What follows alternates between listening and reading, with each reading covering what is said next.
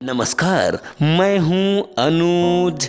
आज के मुख्य समाचार में आपका स्वागत है। समावेशी हिंद प्रशांत में नौसेना की अहम भूमिका।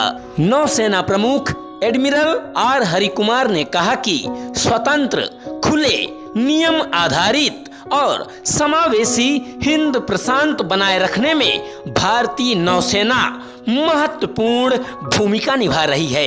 नौसेना व्यापक हिंद प्रशांत क्षेत्र में नियमित उपस्थिति सुनिश्चित करते हुए अपने प्रयासों में निरंतर धैर्यवान बनी रहेगी।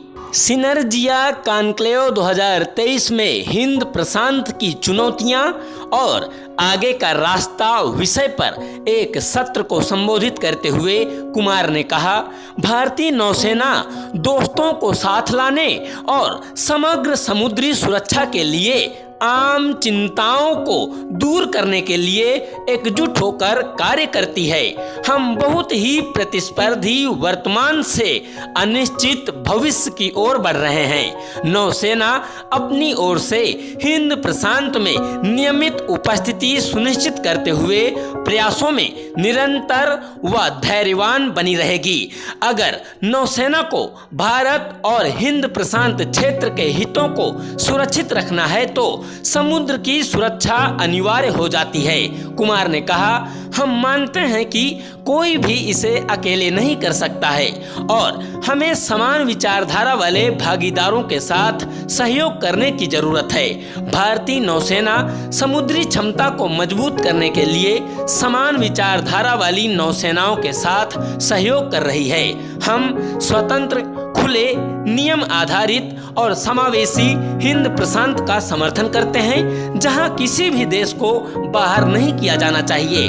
हमारी विश्वसनीयता इस तथ्य से मजबूत हुई है कि हम रक्षा क्षमताओं में आत्मनिर्भर हो रहे हैं, खासकर पोत निर्माण के मामले में। सशस्त्र बलों को बदले परिवेश में काम करना होगा। CDS chief of defence staff CDS general Anil Chauhan ने कहा कि भारतीय सशस्त्र बलों को भू राजनीतिक घटनाक्रम और उन्नत तकनीक के कारण तेजी से बदले एक ऐसे परिवेश में काम करना होगा जिसके लिए संगठनात्मक ढांचे के साथ साथ मानसिकता में भी लचीलेपन की जरूरत होगी।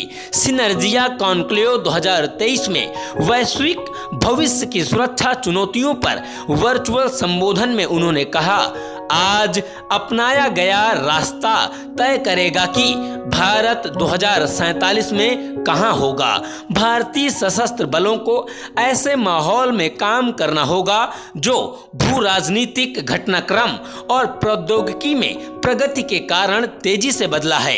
जनरल चौहान ने कहा कि हमें इस परिवर्तनकारी पथ पर आगे या सबके बराबर रहने के लिए अन्य देशों के साथ सैन्य मामलों में संपूर्ण क्रांति लाने में सक्षम होना चाहिए। उन्होंने कहा कि हमारा संरचनात्मक ढांचा विविध क्षेत्र में अभियान चलाने में सक्षम होना चाहिए। सही संतुलन के जरिए एकीकृत त्वरित प्रतिक्रिया के लिए उन्हें व्यवस्थित होना चाहिए।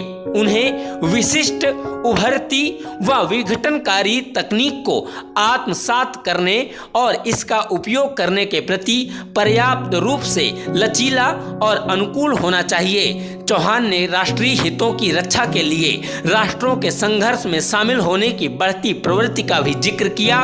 उन्होंने अफगानिस्तान, इराक और यूक्रेन का उदाहरण भी दिया। बहुत बहुत धन्यवाद।